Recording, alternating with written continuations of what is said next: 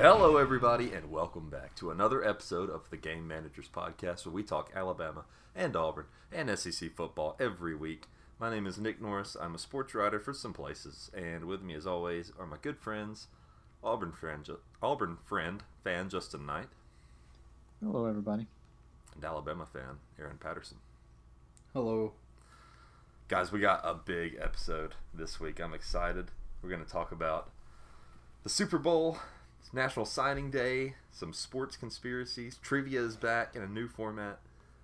I'm pretty excited. I don't know about you guys. No, I mean, Aaron kind of ruined it for me, so I'm not really excited.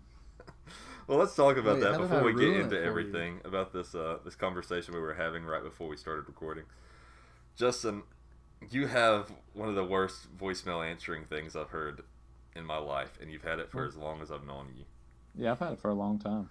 And it's not the content itself that's bad, it's that you obviously made this in like junior high probably, and you took your iPhone and you obviously just put it against your computer speaker and blared I did. it. And it's Yes. so bad quality you can't hear what's happening. Yeah, so I should probably redo it.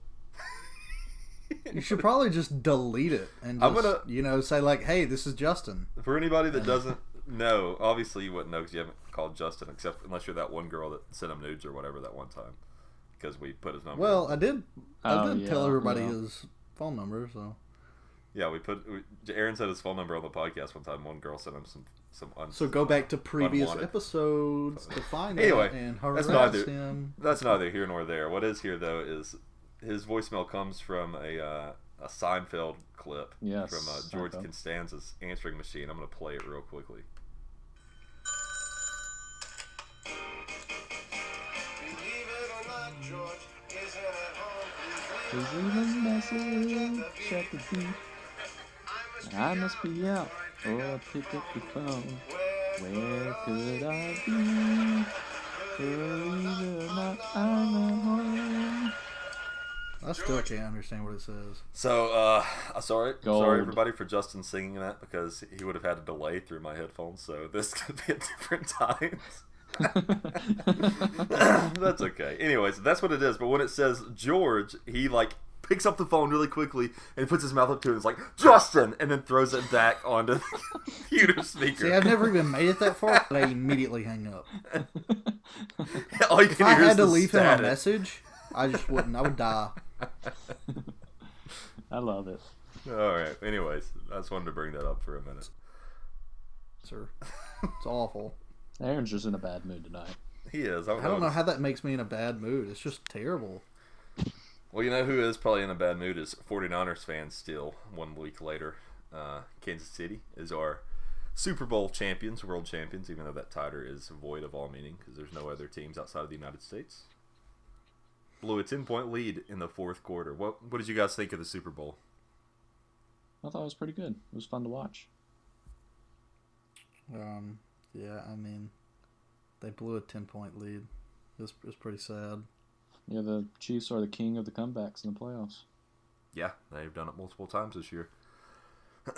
I enjoyed it. I was pulling for the Chiefs, so it worked out well for me. I didn't really care, honestly, though. But it was fun to watch. What did you think about the halftime show? It's been very controversial. Oh, now that was fun to watch. I mean, I'm not going to sugarcoat it. I mean, let's be honest. Justin's in the love mode. It's Valentine's is this week, so. It is. That's true, yeah. Any good commercials? Did y'all like any? I thought they were They're completely lousy. okay. Yeah. Yeah. What did you think about the baby nut commercial? The Planner's peanut. He's a baby I now or mean, whatever. I mean, whatever. I guess they got people to look up planners. So, I'm a good I don't on think them, I anybody guess. actually looked up planners. They probably just looked up baby nut. Yeah, so that got them to see planners made that Or commercial. whatever the other dude's name was. What was his? Did he have a name? Or was That he was called just Baby Big Nut? His Mr. Peanut is his name. Okay, Yeah. well, maybe I that was like that. the one where he dies. I thought that one was pretty funny, but I thought this one was just kind of Yeah, that was hilarious. Which one? the one where he like dies in the car accident. It sounds way darker when you describe it to someone. Mr. Peanut dies in a car accident. I mean, yeah. it's pretty dark. Like honestly, Yeah, he falls off a cliff. It into gets an darker the exploding longer car. it goes on. Yeah, I was trying to figure out why they killed him off at first. That's the point. Like, why? Like, this They is dumb. They That's why actually I don't like almost it. pulled that commercial because like the day after they aired it originally was Kobe Bryant's death, and they were like, Oh. "Ooh, is this a bad time to do Cut, this?" cut. Yeah, but they ended up keeping it. So, anyways, nobody cares about that. I don't know why we're still talking about it. I don't either. Panthers are evaluating Cam Newton, considering a trade if he doesn't get healthy before the season. What do you guys think, Justin? You're a Carolina fan. Yeah. Well, when Cam's healthy, he's a good quarterback. But the problem is he's hardly ever healthy. So, yeah, I guess we'll see what happens with this. And I just hope if we trade him, we get something good out of it. And then if we trade him, we'll definitely be drafting a quarterback. Who would you like to see take over if they do part ways with Cam? You know, we're not going to get Tua because he's already going to be gone. What I would really hope is, since we just got Joe Brady as OC, if we could trade for the first pick and give the Bengals like Cam and a bunch of, maybe some future picks, another player, and then draft Joe Burrow, I think you could fit him right into Brady's system. Yeah. It'd be a good flow. Have Burrow and McCaffrey and DJ Moore, who's going to be a good wide receiver. So, we'll see. But see, right now we have the 7th pick, and we're projected to get Derek Brown. And I'd love to get Derek Brown on the defensive side. So, we'll see what happens. Yeah. I'd say best case scenario, and I don't think that it will or could happen, is them getting Joe Burrow if something was to happen to Cam. But I'd like to see Cam continue. It seems like too. he is... I like... Sorry. It seems like he's very optimistic, too, more so than the coaches in the interviews he's been given. So, and I love Cam. I mean, he does a lot for the community there in Charlotte. So, he's a great guy. I just want to see him healthy because when he's healthy, he's a good quarterback. So, we'll just see what happens. Speaking of the NFL, the Jaguars have added another game in London, which means one less in Jacksonville. They actually make more money playing in London than they do at home. How long do you guys think until they just move this franchise, whether it be to London or somewhere else? I don't think it really matters as long as they suck. Yeah. I think London would have to be the place if they're just after money because they suck. So it doesn't matter where they go. Yeah, the NFL has been wanting to get into Europe for a long time now, so I wouldn't be surprised if they helped make that happen. I just still don't understand how all the logistics would work. Like, you would absolutely dread being drafted to the freaking Jaguars. The London Jaguars. What? The London Jaguars. Yeah. You would just absolutely dread it. Like, knowing that you have to travel out of country 8 times a year. Taxes suck. Terrible. Paying taxes in 2 countries. Golly, the travel, that would be absolutely terrible. But yeah, I think they have like back-to-back games in London this upcoming season. I've heard the owner would love to move the team there at some point, so I don't know. I don't know. I wouldn't like to see it. I don't want a team in London. I think I like the thought of having teams outside of the United States if there's a market for it. I think London is one of those places. I think you should just split them and have 16 over there, 16 here, and then that'll be the divisions or whatever. Then you play the Super Bowl somewhere else somewhere else. Yeah, I wouldn't want to lose that many teams out of the U.S., but I wouldn't. It affects me zero, so I really don't care. I can still turn on the TV and watch them the same as I can here, so I really don't care. I wouldn't mind if they'd add 8 teams, make it a even 40 teams in the NFL, put 20 over there and keep 20 over here. I think that'd be fun. Or not necessarily over there in Europe. I just mean across the world. Put one in Tokyo, Japan. That's a pretty good market. Put one in Australia. Yeah, see, I think London is probably the best. Of course, it's going to be the best market, but I just don't know what everybody else's view is on football because I know soccer is the dominant world thing. Well, we have very little to go off of, but we've had a lot of bowl games in different countries. We've had a lot in Japan, a lot in Australia, and they've always done very well, even when it's really crappy college teams. Because these people get to see something new. So yeah, I understand. Yeah, But I how- don't know how it would work long term. Yeah, how Yeah, long that's is the that thing. viable? Yeah, Yeah. that's the risk. Speaking of risk, the XFL airs tomorrow. The first games. We're filming this on a Friday, by the way. We usually film it Saturday night, so we got some stuff to do. So tomorrow, the XFL's first games. Are you guys planning on watching? And are you excited? Probably, because it probably yeah. won't have anything else to do. I'll Yeah. check it out. I need to see what team did I say I was going to root for? Some team in Florida. What's the team in Florida? I've got Vipers, you got the I think. Vipers. Yeah, Aaron's The got Vipers, Seattle. okay. I've got the DC Defenders. All right. Yeah, I have to look that up like every day because I always forget who my team is. Yeah, I know my team's in Florida. I didn't know their name. In the XFL though, the average salary per player will be $55,000, but for Oof. average quarterback makes $450,000 What? with a lot of opportunities to add on to that. I think every win you get like another $20,000 or something like that. I don't have it in front of me, but it was a good amount added to that. For Can you every win. imagine just playing in the XFL as a quarterback and you're still getting $500,000? Hey, yeah, it's good money. That is good money. Switching gears to college, Mark D'Antonio has stepped down as Michigan State's coach after 13 years with the Spartans. He was their winningest coach. He abruptly resigned the day before National Signing Day and one day after a lawsuit filed by his ex-recruiting director dropped that alleged recruitment violations. So the timing of this is very suspicious, but he claims that the lawsuit has zero effect on his resignation, which I think bullcrap, but whatever. Yeah, really. Yeah. The violations, I don't have them in front of me, but it was like he had invited some players to his house. That was one of the things, and then he had like given some parents jobs on campus, parents of players that you're not supposed to do that, stuff like that.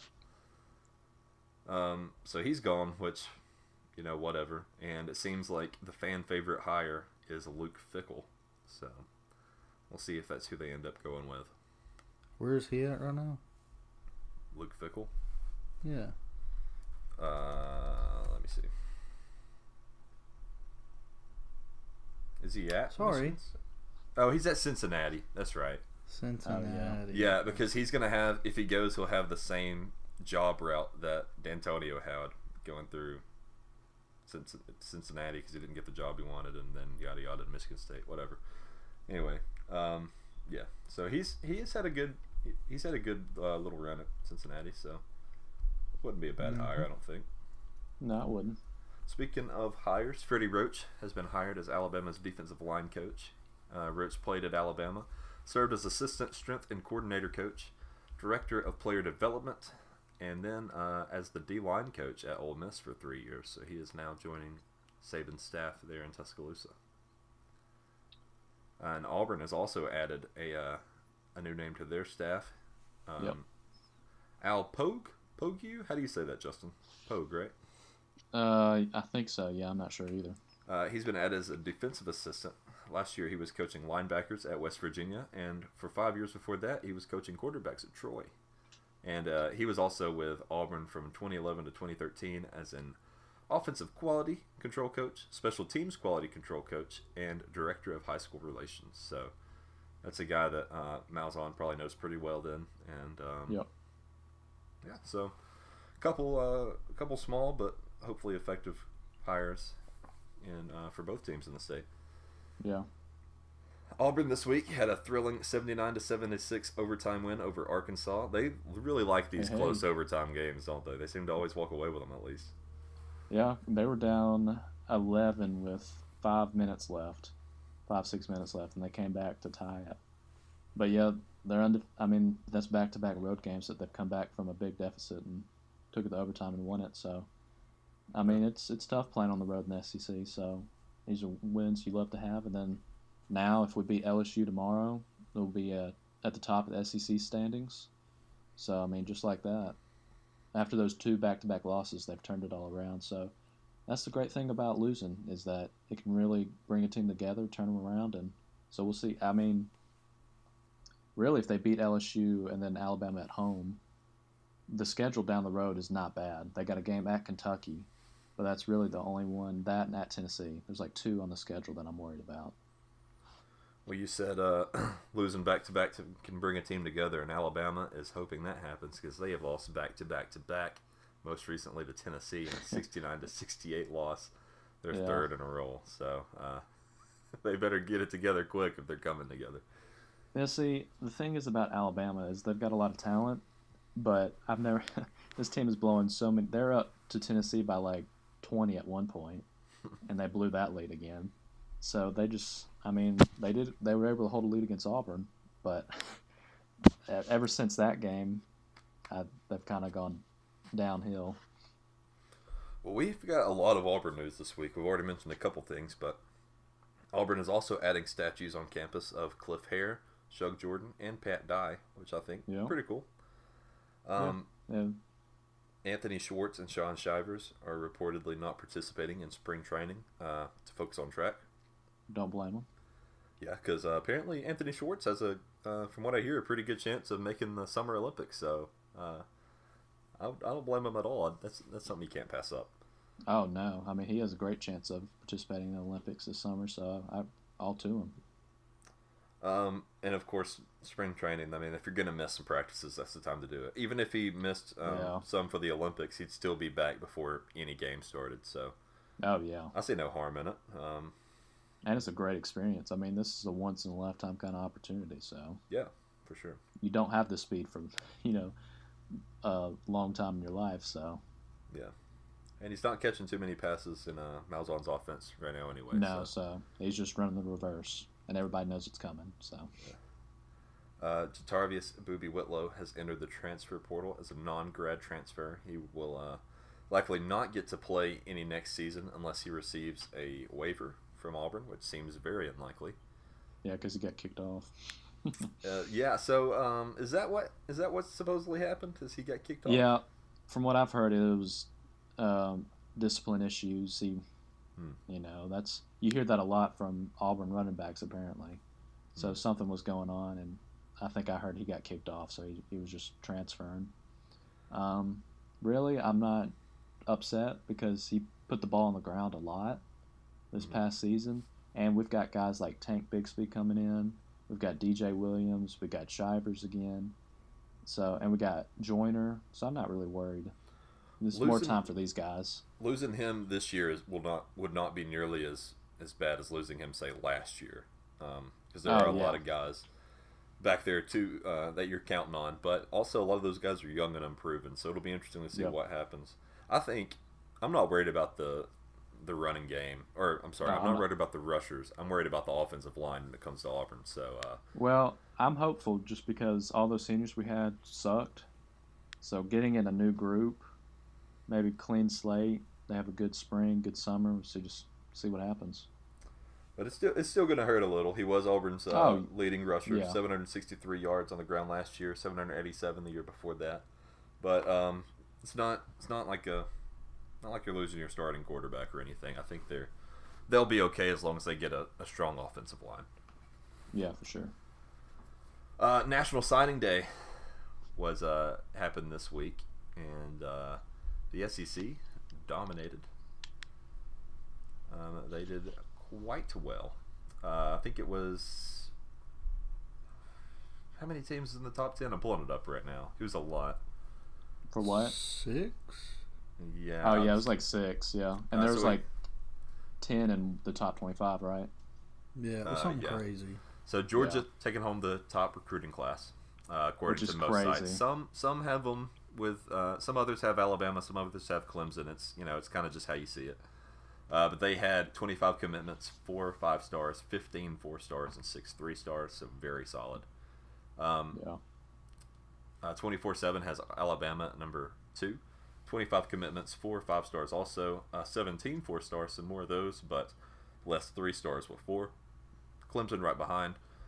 And then LSU, Ohio State, Texas A&M, Auburn at 7 with no 5-stars. But they did have 16 4-stars and 10 3-stars, so a very solid recruiting class. I think Tank was a 5-star.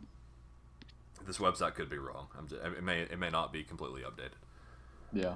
And then Florida behind them at 8, Texas at 9, Tennessee at 10. Our USC Trojans made a little jump from 83rd to 54 to 55th, depending on who you're looking at. And that sounds a lot better, but when you put it in perspective, they barely edged out Rutgers. So That's so pathetic. yeah. Oh, they did beat Rutgers? They edged them out, yeah. Sure did. So pathetic. Interesting. Yeah. So that's the University of Southern California for you. Shout out to Justin Hicks for messaging us on our Facebook page with an awesome topic suggestion.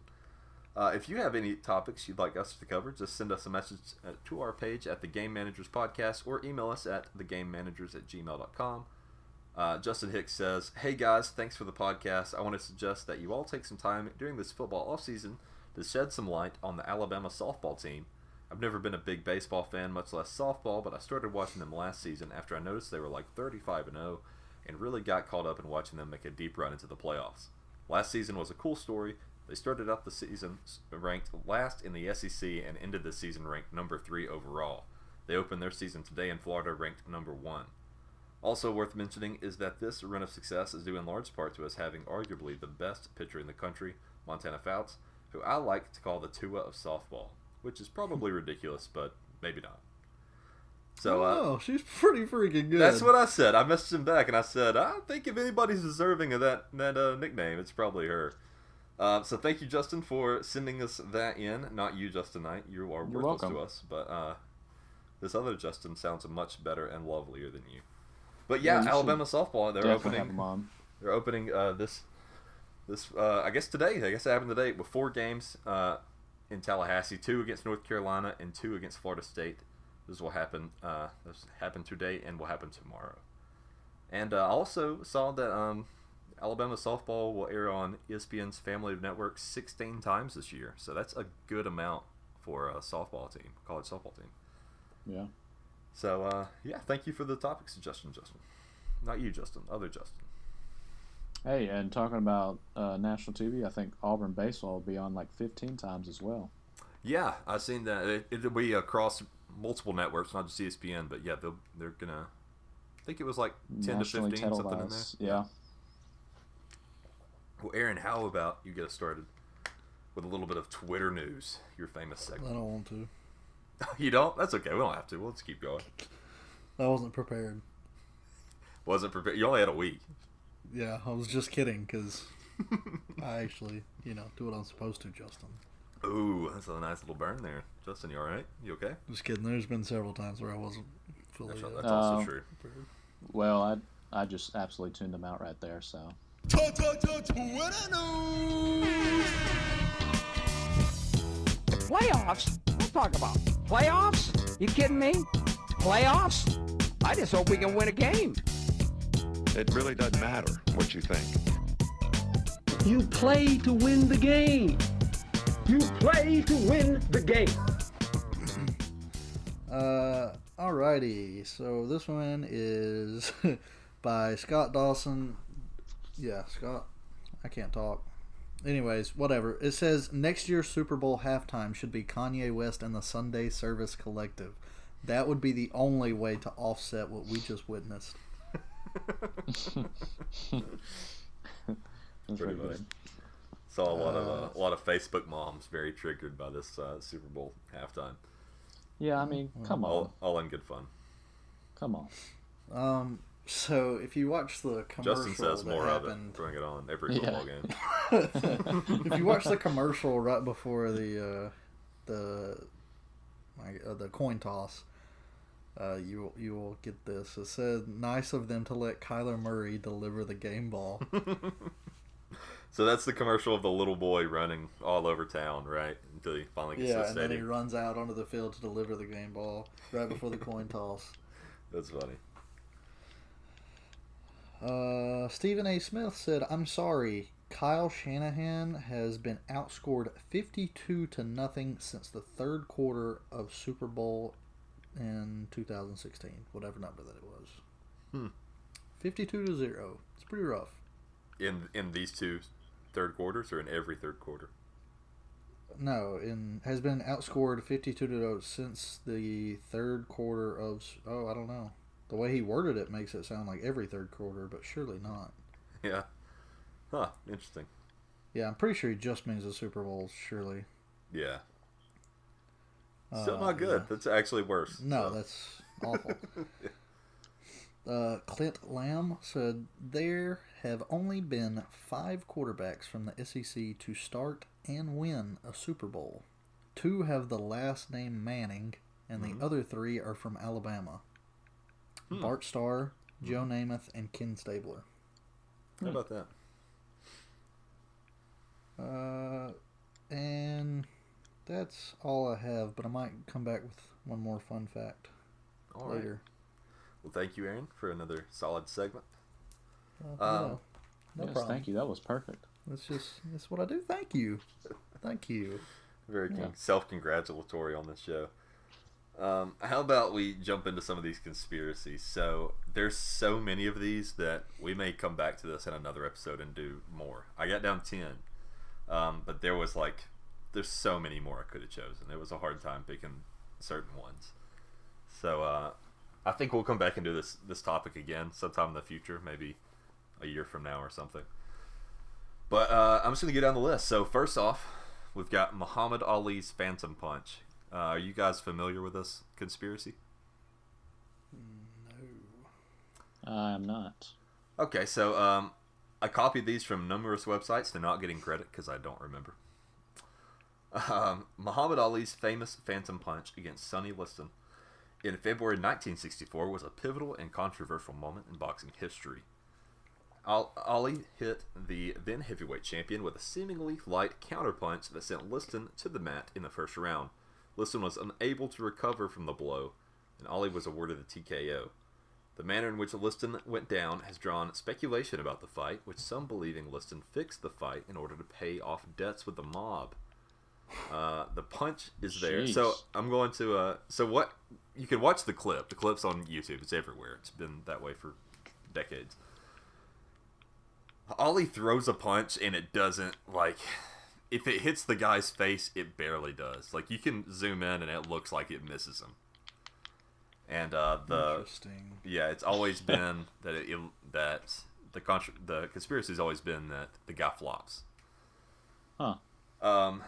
But why would he? So if it was fixed, then why would he pick that one? Wouldn't he really? Actually wait until he got his bell rung and then actually think, hey, this really hurts. It'd be nice to go ahead and type out, so I don't have to get.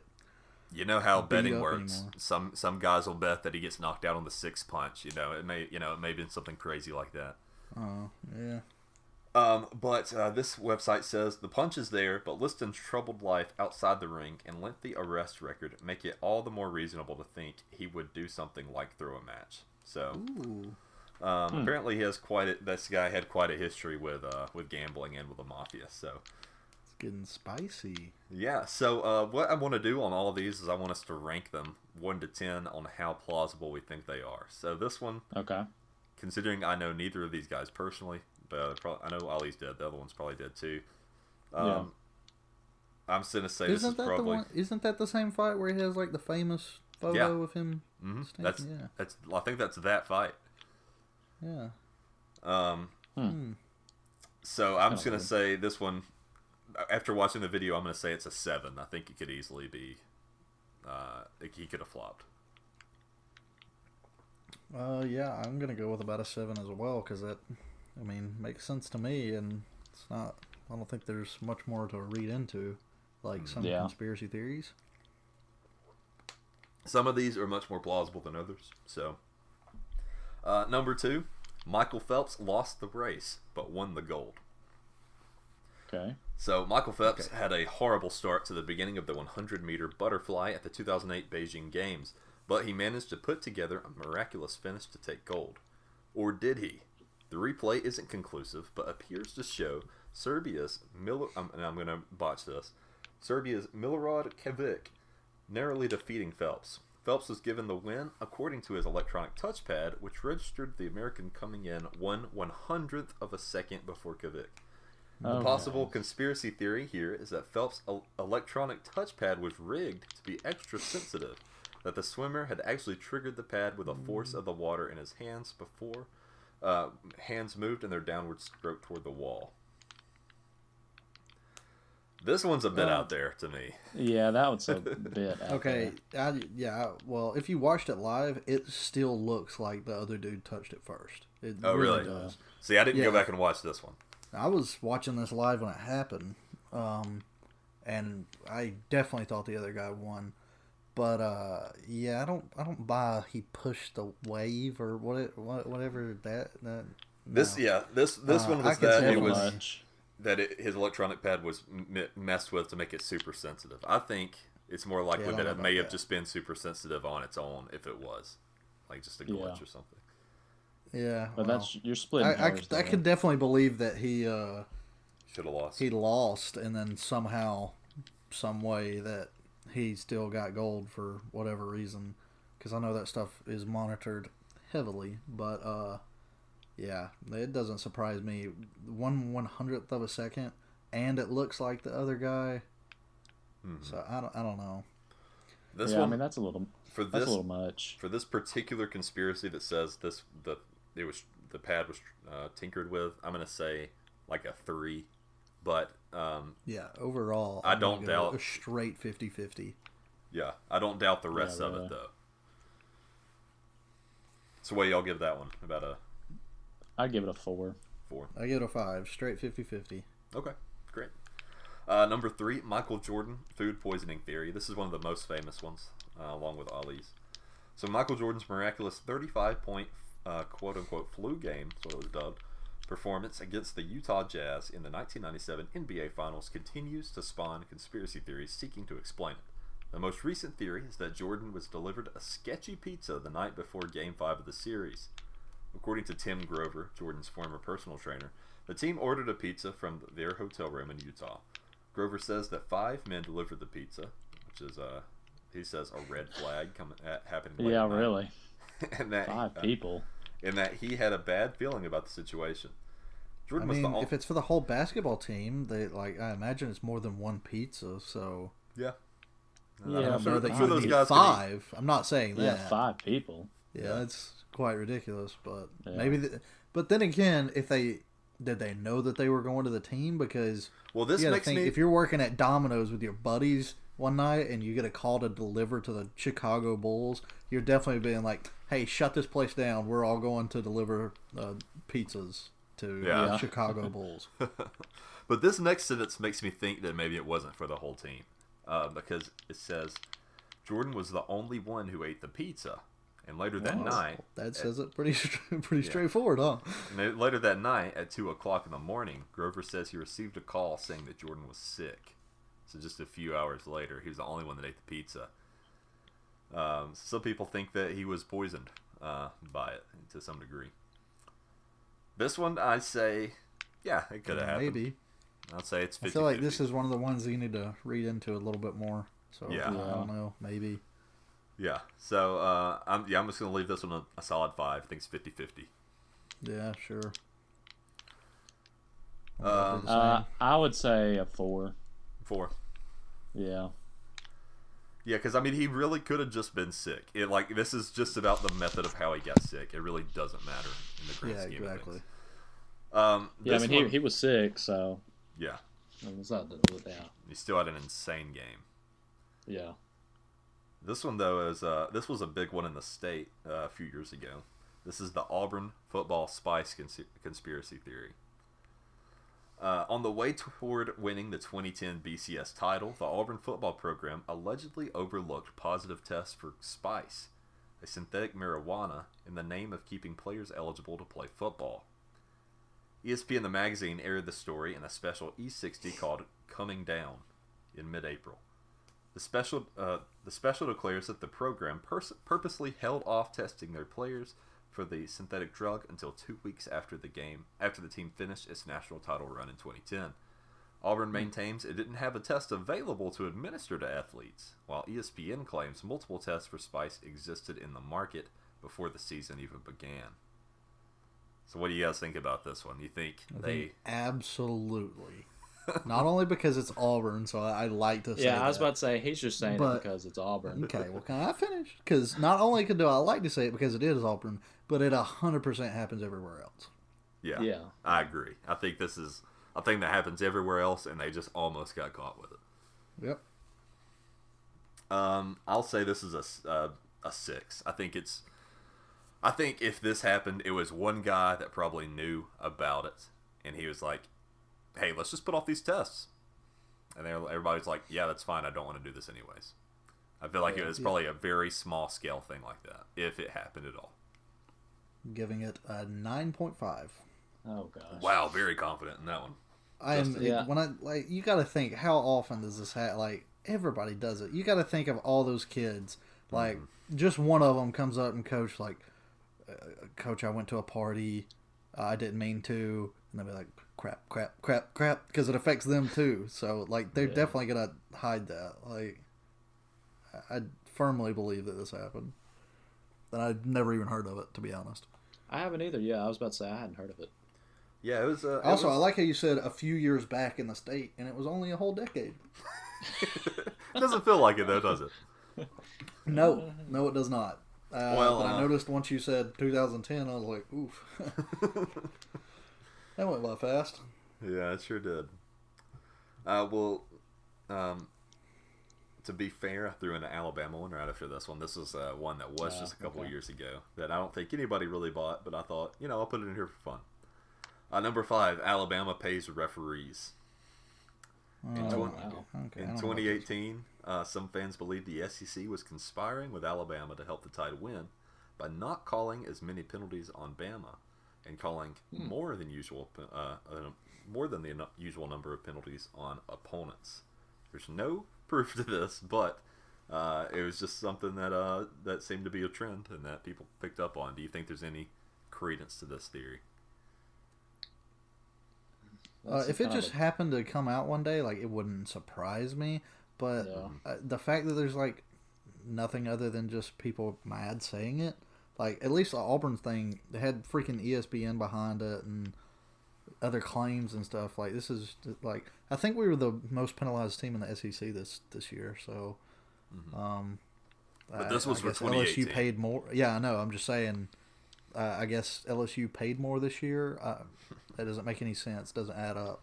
Why would you immediately go from paying people and then to being the most penalized team? Yeah, I don't know. So what would y'all rank this one? 4. I would rank it 3 or 4. Yeah, I agree. I'm probably going to go with 2 on this one. I don't think they did. I don't think they had to. I think that was just a pretty sound team. Up until the last game, that was apparently the greatest team of all time. So, didn't age well. No, it did not. Number 6, another Michael Jordan one here.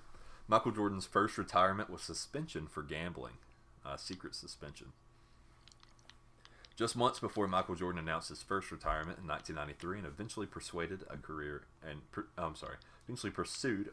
baseball, the NBA had launched an investigation into Jordan's gambling habits. Also, Jordan said during his retirement press conference that he might come back to the NBA, quote, if David Stern lets me back in the league. So, my thing on this one is, if you're going to cover up his gambling, then why would you send him away? Why would you just... If you're going to cover up the crime, why are you not covering up the punishment? This wouldn't surprise me because he did have a lot of gambling problems. But what does it matter? Like, how does it affect you? If he was gambling, and throwing games. Oh, well then I can. But I don't understand why, if they were trying to cover it up, why would they still suspend him? Yeah, it doesn't make any sense. Know. To me, it doesn't. Yeah. It's a 6. Yeah, it's a stretch. I'm gonna give this one a 2. I think it's about as sound as Alabama paying refs, just because I don't get the logic. Well, if he said the way he said it and everything, I think I'd have to look into it a little bit more, but I'll go ahead and give it a 6. Yeah, I don't know the context in which he said it. It may have been a joke, like, yeah, I'll come back if David Stern lets me back in. You know, it may have been something like that. I don't know. I haven't watched it's a thing from, like, 93. I haven't watched the interview. Yeah, I don't think I've watched it. I'm going to give it, I'll stick with it too. I'm good with that on that one. Number 7, going to another NBA one. NBA rigged Game 6 of the 2002 Western Conference Finals. Oh yeah, I've heard about this one. This is a big one, and there's some credence behind it a little bit. The Lakers trailed the Sacramento Kings 3-2 in the series and were tied heading into the fourth quarter of Game 6. The Lakers shot 27 free throws in the fourth quarter and scored 16 of their last 18 points at the free throw line to win by 4 points. The Lakers would go on to win that series and the NBA championship. Years later, former NBA referee Tim Donaghy, who resigned and later admitted to gambling on NBA games, suggested that the conspiracy was real, noting that he heard a game that had been fixed that matched the description of the playoff game. So, what does that even mean? How do you match the description? Well, a little bit of, It's a big game. So it's in the arguments against this guy is that he got caught gambling. He was throwing games, or helping teams out, and he got caught. He's fired. He was getting in a lot of trouble, and he was just trying to take guys down with him. Is what people say is why he said this. Some people think, well, yeah, he probably just heard it because he was in that group all the time. But if you go back and watch, because I have went back and checked this game out, you go back and watch all the fouls they call, it is fishy. Yeah, that's the one, like, they talk about how NBA games have been rigged. That's the one, I think, that has some credibility to it. Yeah. Once again, it wouldn't surprise me, but I don't know. Crazy stuff happens in basketball all the time, and that's why I can't get into it, so... Wouldn't surprise me at all. Especially but NBA. I just don't think so. So I'll give it a 3.5. I'm gonna give this one a 7. I think I'm gonna give it a 6 or 7. Yeah, I think we really disagree a lot on these. If you go back and watch the clips, Aaron, after this episode, I think that you'll find it's pretty that's fishy. all basketball is like one missed foul. It's a missed foul and then a stupid call that obviously wasn't a foul, and then it just goes back and forth. And then someone will score 27 in 3 minutes, and then the other person will score 34. 16 of the last 18 points. I mean, it was back to back to back. They couldn't do anything. Yeah, the people go on 20 runs all the time. Yeah. I It's say just it a all lot the of time. free That's why I throws. can't get into basketball. Is literally, it would be tied forever for all of eternity if there wasn't a time limit. It's just whoever has the freaking ball last, and it goes back and forth. And I don't like it. Well, I think this one will be more up your alley. This one concerns the NFL and the New England Patriots. The NFL destroyed Spygate proof. Oh. After Bill Belichick and the New England Patriots were caught spying on the New York Jets during a game, the team gave the league tapes, which were later destroyed. A Boston Herald report said the Rams secretly taped the St. Louis Rams walkthrough before the 2001 Super Bowl. I may have copied that down wrong. Many fans believe the tapes destroyed by the league showed the Patriots cheated to win their first Lombardi trophy. Oh. So basically what the Astros did, except, football. And then the league covered it up, is this conspiracy theory. So what do you guys think? The tapes would just so happen to be destroyed? It's interesting. I mean, I honestly wouldn't be surprised if they were, knowing everything that's happened with the Patriots. If you were telling me this happened on like their 4th or 5th Super Bowl and they covered it up, I could definitely believe it. But the fact that they would cover it up their first one instead of just fining them, that doesn't make a whole lot of sense. Like, yeah, if they figured that out, then they make a lot of money by just fining them. So why wouldn't you do that? It wasn't like you were trying to keep a dynasty alive or anything like that. This feels like it feels more likely because of all the other scandals that came out of New England over the past that's true. 15 That's years. That's why I'm going to go 50-50. So I'll give it a 5. But no, if Belichick and Brady and all them didn't have the other stuff, I would give it like a 3. Yeah. It definitely makes you think. just because of their history. Now, if you're telling me this was like their 5th Super Bowl and they covered it up, like I could definitely believe that. I'd give it like an 8. I'm gonna give this one I'm gonna give it a 5. I think it's 50-50. I agree with you on that one. Yeah, I'll give it a 5 as well. Number 9, the Super Bowl power outage. The power outage that delayed Super Bowl. I can't read Roman numerals. Which one was it? XXL2. XXLI. Oh, which one was it? 47? Is that what it was? 48? Yeah, sure. I don't know. It doesn't matter. Look, it's what was the matchup? The Harbaugh Super Bowl, right? It had the 2 Harbaugh brothers. Oh, yeah. Well, this conspiracy theory says that the power outage wasn't an accident, but an intentional way to inject life into a game that was turning into a blowout. So, this game was getting, it was turned into a blowout. I can't remember the score. I don't have it in front of me, but the conspiracy theory is that people were tuning out and that they had ad space left. And they had to get to those commercials, and they wanted people to see those commercials so they could keep making people pay, incredible amounts for commercials the next year. So the conspiracy theory is that the power outage was planned, and then gave the other team, who was down? The 49ers.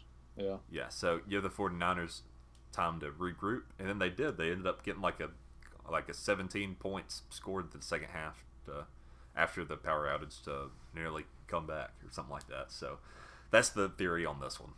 A little far-fetched, but I mean, the people that make up these theories apparently have nothing better to do. Yeah. They just throw out these crazy conspiracies. Oh, and there's some that are just as, if not more crazy, that I wasn't able to get to on this list. Yeah, I mean, it was just a crazy outage that happened, and then it happened to bring momentum to the other team. It was so it was whatever. Super Bowl 47, but the Ravens won 34-31.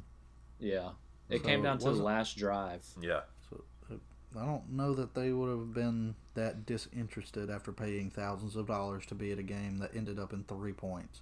Whereas the next year, the Seahawks beat the Broncos 43-8. Right, but when the power outage happened, it wasn't close. It was starting to turn into a beatdown. Yeah, and it wasn't the people at the game that was bored. I'm talking about the people at home that could be watching something else.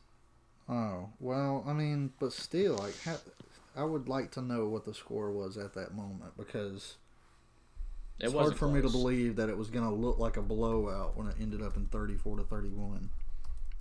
Let me pull it up. It wasn't like it wasn't like the Patriots and the Falcons. Like, that looked like a beatdown. Yeah. So was it something?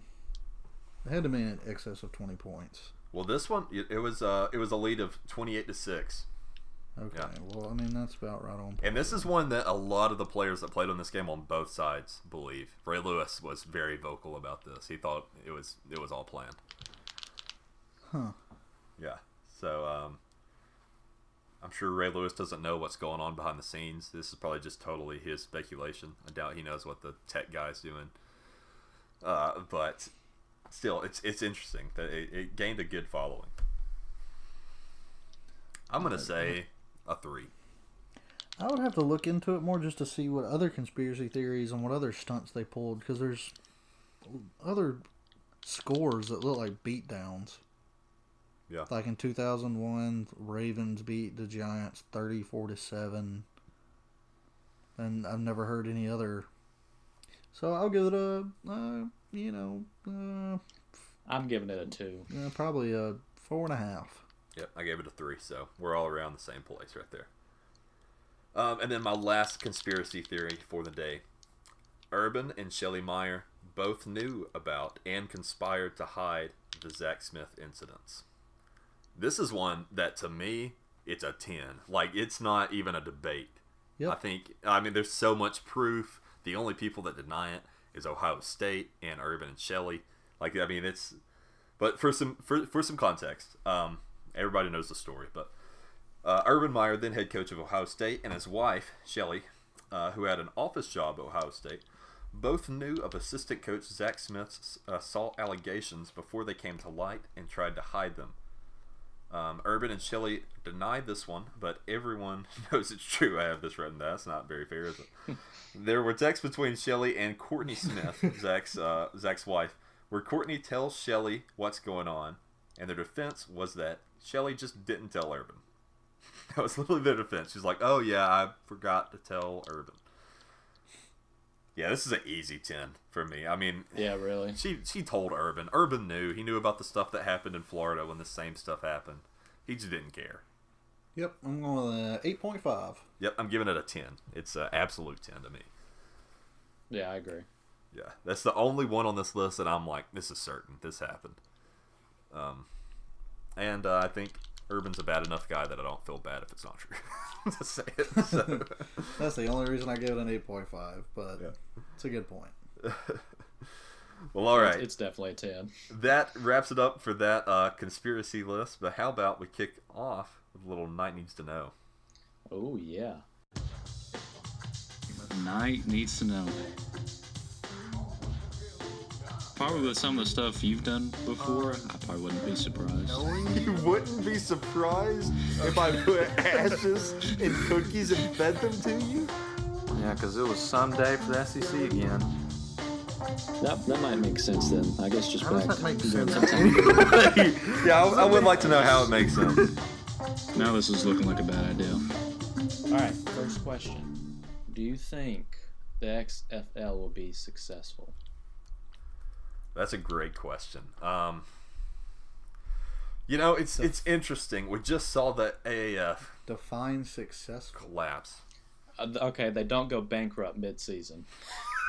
Okay, That's a low bar. hey, but that's I'll say yes in that, but this, in that case. the AAF couldn't make that bar, so Yeah, that's what I'm saying. Yeah, that was embarrassing.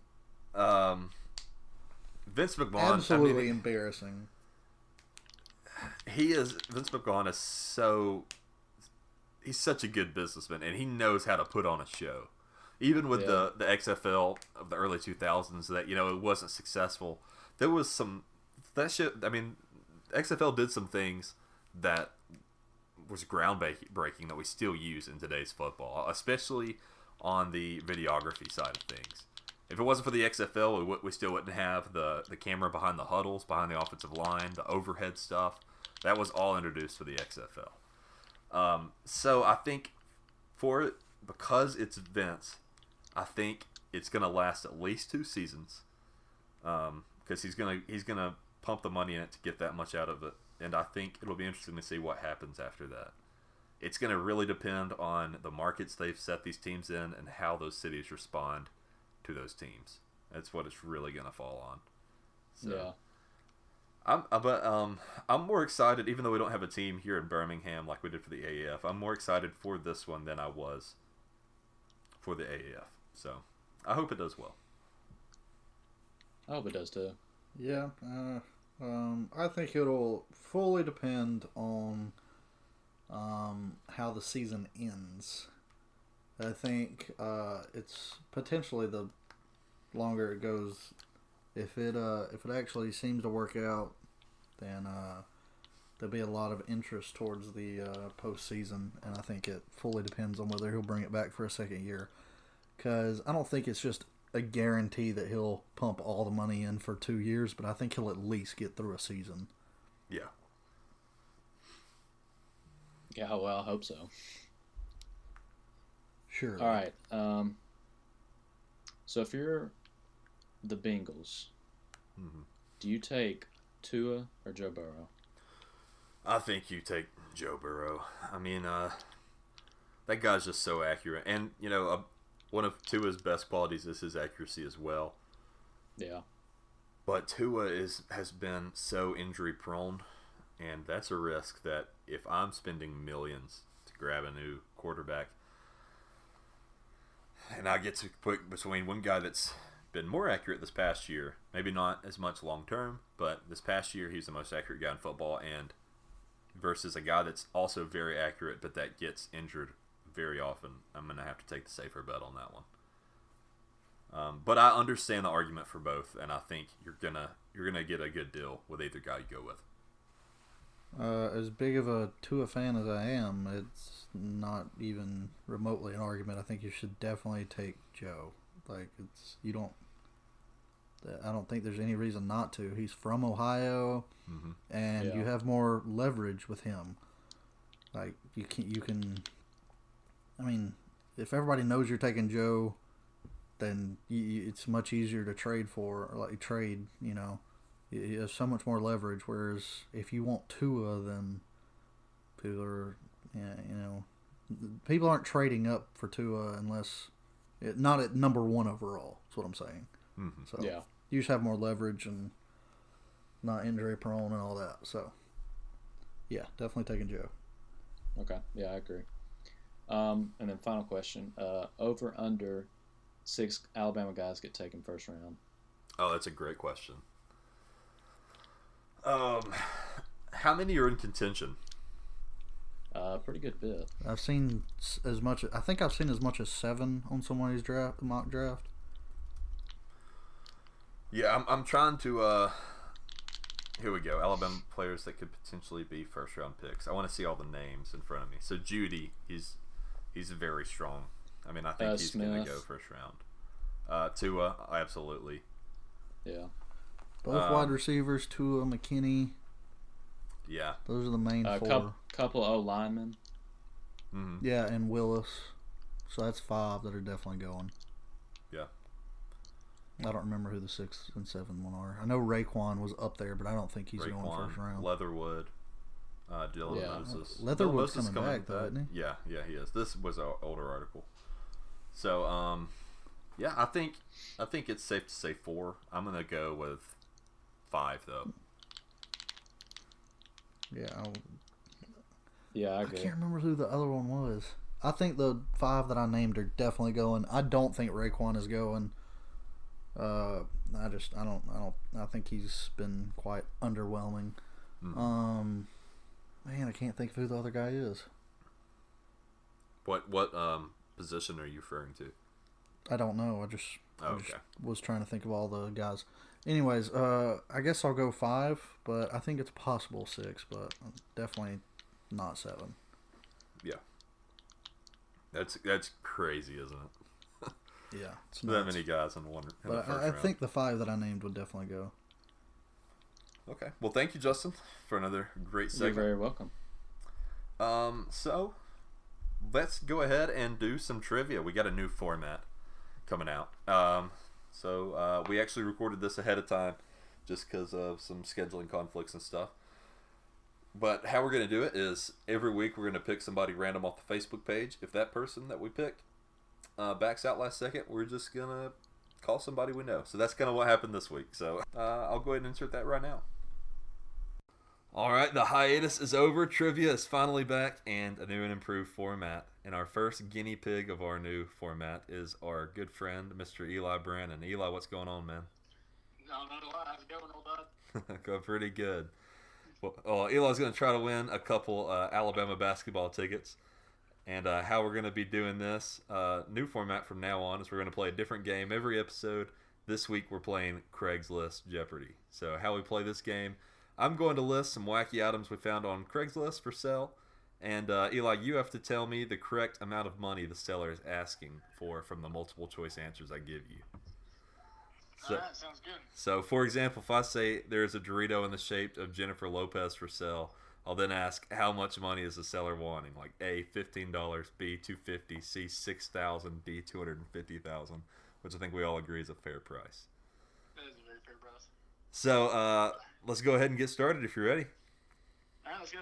All right, number 1. This game, it's actually a course, a backyard course listed in somebody's backyard called Crapshoot. This is the description. It says, "Hey there, me and a couple friends have developed a fun, all-weather, day and night addictive game called Crapshoot. Guys and girls, young and ancient, are all encouraged to check out what you need to set up your own backyard game of luck and skill." Basically, what this game is it's putt-putt, but instead of a hole at the end, it's a big toilet. And you take Frisbees and try to ring the toilet. The one... It had to be made in Walker County. Absolutely. I wouldn't be surprised at all. The object of the game is trying to throw 30 flying discs. We use whammo. 25 foot into a standard-sized toilet. The one who gets the most discs in the toilet wins. Can be played with as many players as you want. It's great with occasional little wager, perhaps just to make it a little more fun and interesting. Goes great with backyard barbecues and parties. And he's wanting to start a league of his own. So, how much is he charging for tickets to play Crapshoot? Is it A, free, B, $5, C, $20, or D, $60?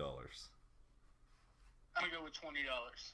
Justin, what are you thinking? He says 20. I'm gonna say free. Free, and Aaron, what are you thinking? I'm also gonna say free.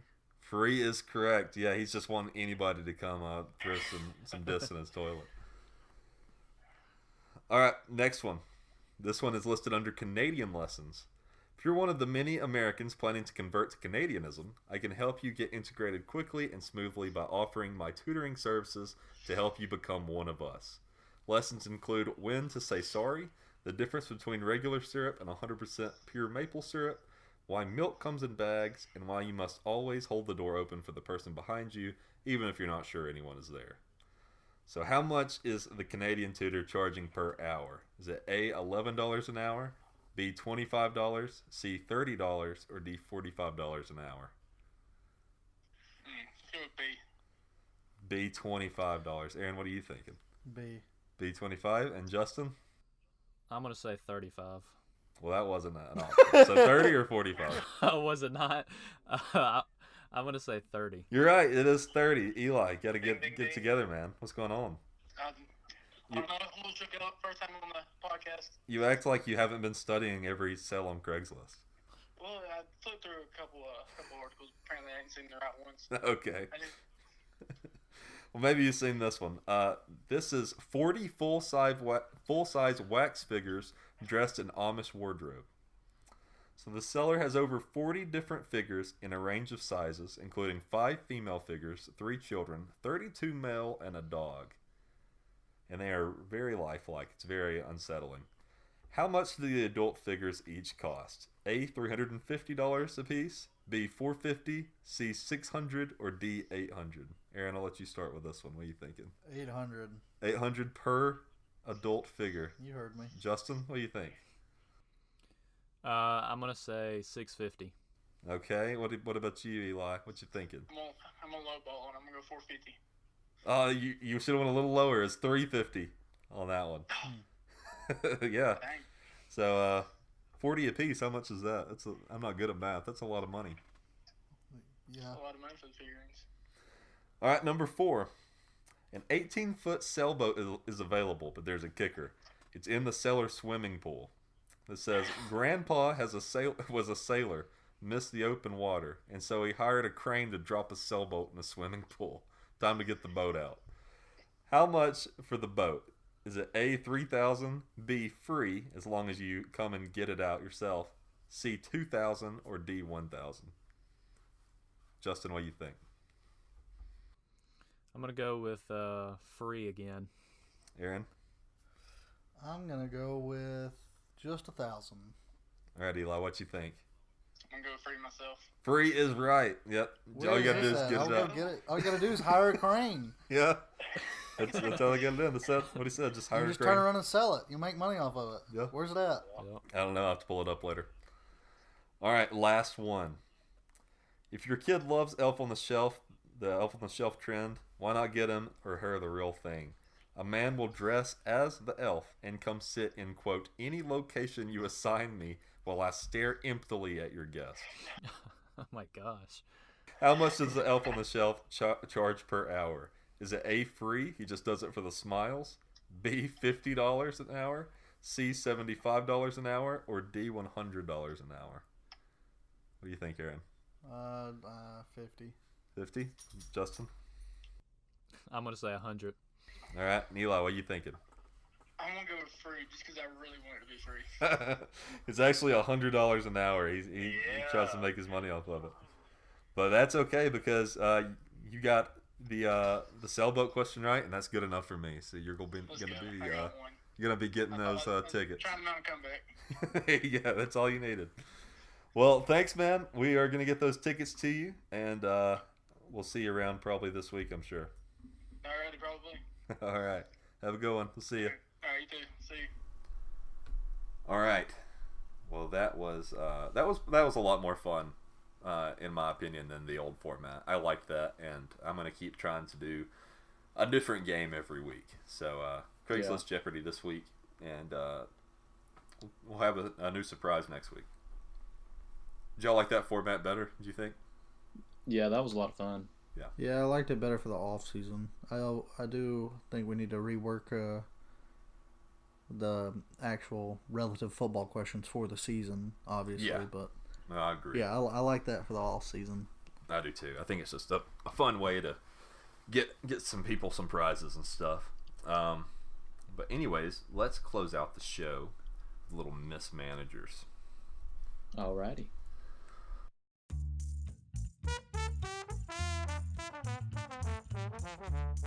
Did you grab anything when you walked out the door? Grab nothing but two Tortino's pizza out of the refrigerator and my doggy, and we left. I just kept hearing it. I'm ducking and everything. God, in the house, I got scared. I dropped my hot pocket. Here's an actual customer out here. What's the best kind of firework to buy? Wouldn't you like to know, Weather Boy? And now, it's time for mismanagers. All right, so Aaron, I believe it was you that when we were talking about the conspiracy theory with the fans getting bored, so they shut off the lights, that you said nobody is going to pay $1,000 and get bored at a No, I Super didn't say Bowl. that. I said I highly doubt that they were bored in a game that close where they paid thousands of dollars. Well, People will definitely get bored after paying thousands of dollars. Well, would you believe that a guy got so bored at last week's Super Bowl that he fell asleep in the first quarter? Oh yeah, No, I saw that. I would not believe that. I saw that. There was a video of it. Yeah, it happened. Oh, yeah. Well, okay. Him I can believe. Yeah. That's what I was going to say is because Can you imagine? the only way he fell asleep is if he was in a box and he's a multimillionaire. And he has narcolepsy. I'm still going to say he has to have severe narcolepsy. No, like, that guy's a rapper, isn't he? I don't know who it was. I just saw the video of the guy. I think he was a rapper. I know that they figured out who it was, but it took I believe it took like a couple days to figure out who the guy was. Anyways, I'm just gonna read a little bit. He was up in the box, wasn't he? Let me see. I've got the video right here. The tweet is, somehow this man is sleeping through the Super Bowl. No, this guy's in just seats. He's just in regular seats. And he's not a rapper. This is the whitest dad I've ever seen. So, we're not talking about the same person. And, no, we are not. This guy's just in a t-shirt, and he's just hanging out. He's got a dad cut. Can you imagine just being an average guy and you pay that money for a Super Bowl ticket and you fall asleep in the first quarter? This guy did. This is the article. The Super Bowl is one of the most exciting sports events on the calendar. Well, maybe not for everyone. During the opening quarter of Super Bowl, 54, right? Between the Kansas City Chiefs and San Francisco 49ers, a video went viral that showed a man sitting in his seat at Hard Rock Stadium, sleeping through the action. That's unbelievable. Like, one of us could have that ticket, and he's wasting it. 65,000 people screaming in your ear, and this guy's not fazed. He's just snoozing. But what do you do if you see him asleep in front of you if you're at the Super Bowl? Like, you don't want to bother him, obviously, but you also like you wonder like, would he want to be woke up like, and then you got to think like, surely he's not asleep. Like, is that man dead right in front of me? Like, somebody needs to check his pulse.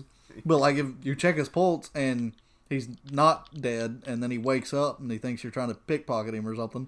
Also, like, if he is dead, that'd be that's an inconvenience for you, because now you got to get up, you got to go to security. You're just trying to watch the game. Yeah. You're not going to check that guy's pulse. I didn't pay $7,000. That would really put me in a pickle. I didn't pay $7,000 to come and save some guy's life. I came to watch football. Oh gosh.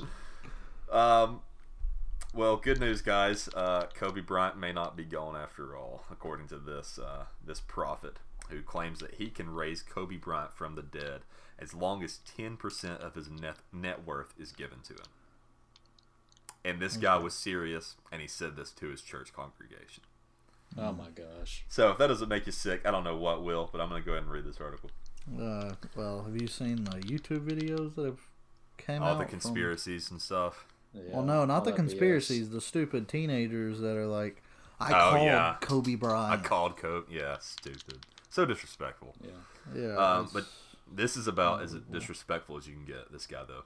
Prophet Nigel Gacy, I believe that's how you say it, claims he has the power to raise basketball player Kobe Bryant and his daughter Gianna Bryant from the dead, which makes me sick. I hate this guy. I absolutely hate this guy. The prophet, however, stated that some conditions attached to the offer, as 10% of Kobe's net worth must be given to him. The quote-unquote man of God made this known while preaching and prophesying to his congregation, saying, "The Lord just took me into the spirit world, and I have seen a great man fall."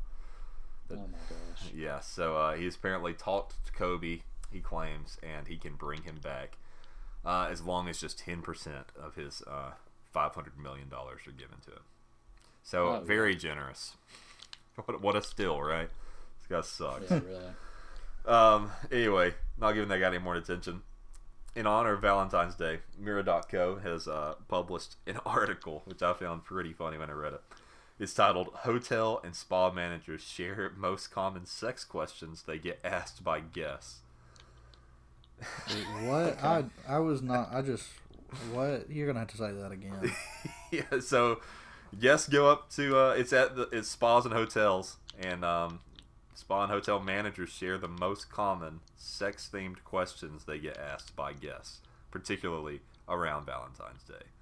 And boy, these are some awkward questions. I could not imagine being a human being and calling a hotel or going up to where they work in person and saying some of this stuff. Y'all are going to get a kick out of it. Oh gosh. So I'm not going to read the whole article. I'm just going to pick up on some of the questions. So this one's for the spa. Some men, managers claim, an often question they get is, "Will I get aroused during a massage?" Okay. Can you imagine having the audacity No, I cannot. to ask somebody that? If that's a worry, just opt out. Just spend money somewhere else. Go play putt-putt.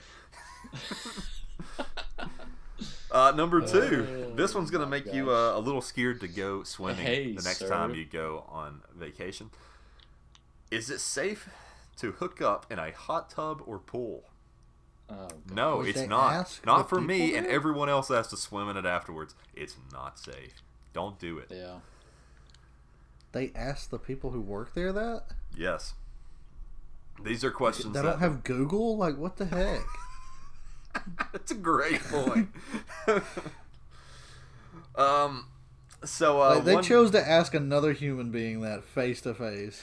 Yes. Instead of just saying, they made that conscious decision. They woke up and said, I have an idea. I'm going to go ask a stranger this question. Oh, I still can't get over the question of, hey, if I get a massage, will I be aroused? Sounds like something you'd ask. You'd ask, Justin. That's probably something you had to ask about the Super Bowl halftime show. Should be immediately banned. Yeah. Should be. So this one I do have to read a little bit because the title of it is "Room Service with Extra Spice," and it's quite broad what all has been asked for. From oysters to asparagus, hotel staff are boy, I cannot read.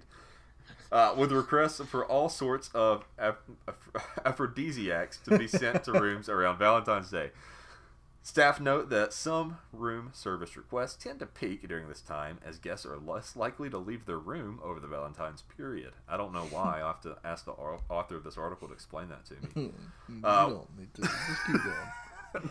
Let's get through this. One hotel manager adds that they recently had a guest inquire online, at least it wasn't in person, as to whether they could have their room service brought to them by butlers in the buff. So naked butlers. Okay. No, that was the answer. No, you can't. As well as all this, Spa Seeker staff say they've been asked to leave some interesting items in bedrooms, including buckets of ice whipped cream, melted chocolate, and even hot wax. Ooh. Let's not even think about that cleanup, the article says. So. God. I don't know why you had to say it, though. Yeah. Yeah, I guess I didn't, did I? No, you sure didn't. You had a choice. You might want to edit that out. Cheeky channels. Although most hotels offer a wide selection of television channels, some of them just don't cut it for guests. Staff say they've had high volumes of requests for adult entertainment, as well as a demand for Netflix, with a lot of chill expected to be on the cards. Just so stupid. A number of clients have asked for sexy music playlists to be put on while they're getting spa treatments, including hits from Marvin Gaye and a lot of smooth R&B. Okay. This next one, it's gross, but at least it's considerate. Bookings at busier spa hotels often have an array of unusual requests, but one of the most common is whether the rooms have soundproof walls. Customers want to go about their business without having to be worried about being heard if things get a little noisy. Of course. So, yeah, this is disgusting, but you know what? At least you're thinking of others, I guess. Yeah. Okay. Just stay home. You know, everybody just stay home. I have to stay at these places, and not at romantic times of the year. I'm just trying to go to Disney World with my family, and now I got to worry about getting in the pool because Billy and Jolene was in it before me. Billy and Jolene. That's some boomers right there. Yeah, I mean, there's a song, Jolene, way back in the day. I mean, definitely a boomer. Would you like to sing it for us? Jolene. Jolene. You didn't know that song? No, I know it. I just wanted you to sing it. Oh, okay. Oh, okay. Well, you're welcome. Oh, I appreciate it. I'm glad we made your day. Anyways, that wraps it up for Miss Managers. And for this episode, Justin, bring us home, man. No, actually, Justin, don't, because I want to prove that I wasn't an idiot, and I did see this. Swali explains why he fell asleep at Super Bowl, whatever this was. So he did fall asleep, and there's a video of him. Whoever Swali. So two guys. I think he's a rapper. Is Swali a rapper? I have no idea. I'm not very much in the know. Yeah, you're not really the pop culture guy, are you? No, I'm the boomer of the group. All right, Justin, now bring us home. All right, guys, thank you for listening. We had a great time on this podcast. It's always a lot of fun, and we hope you enjoyed the new trivia segment. And, you know, just go into the drawing. You can go on the Facebook page, like, comment, you know, do all that great stuff. Yes, sorry to interrupt you. Next week, Auburn basketball tickets. So, if you're an Auburn fan, hit up that Facebook post. You'll be in the running to play trivia. Yeah. So if you want to follow us anywhere, go to, is it TGM Pod? That is it. You can find us on Instagram, Facebook, Twitter, YouTube, even Patreon if you want to check us playing some video games. That's always fun. Yeah, or some of the videos I've been making. I just made one yesterday. Yes. On how to cheat in baseball and get away with it. The Astros should be interested in that one, so be sure to check that out. Yeah, and speaking of that, if you want to watch the interview from the coach, AJ Hinch, they just put that interview on MLB Network. Mm-hmm. I think it aired tonight, so if y'all are interested in that, I'll be checking that out. Please send us messages, emails. We love your questions like Justin. Mm-hmm. That was a great comment, question, and we love talking about it. I mean, we love talking about other sports. Review us. We love your sweet reviews, especially the reviews we've gotten so far. I mean, they're so nice. I mean, it makes our day. They do make our day. You make our day. The only endorphins I get on a normal basis are from your reviews. Just remember that my life is in your hands, so no pressure. But if you could keep me going a little bit longer, that'd be swell. You really would. Yeah, pretty much all of us. We're running on fumes, so.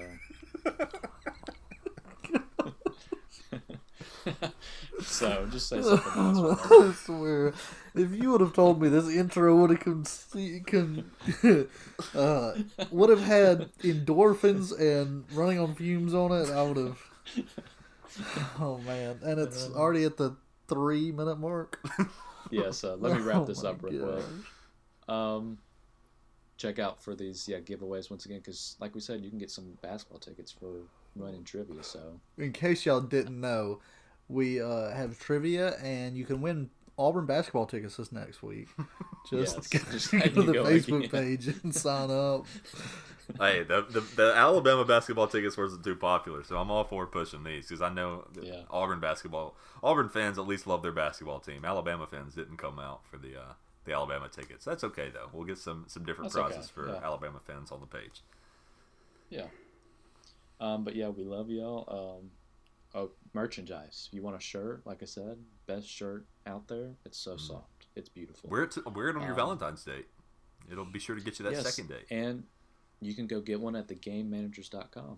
Mm-hmm. So yeah, there's a link to it there. So go check it out. Also links to it on our Facebook page, wherever you want to find us. We're gonna push merch, and we're gonna push it in your face and down your throat. You're gonna buy that merch. So it's never gonna end. All right, that's all I have to say. All right, Nick. This has been probably my favorite episode yet. So thank you everybody for listening. Be back next week, and we'll see you then. Adios. Aaron, okay, War Eagle anyways, guys.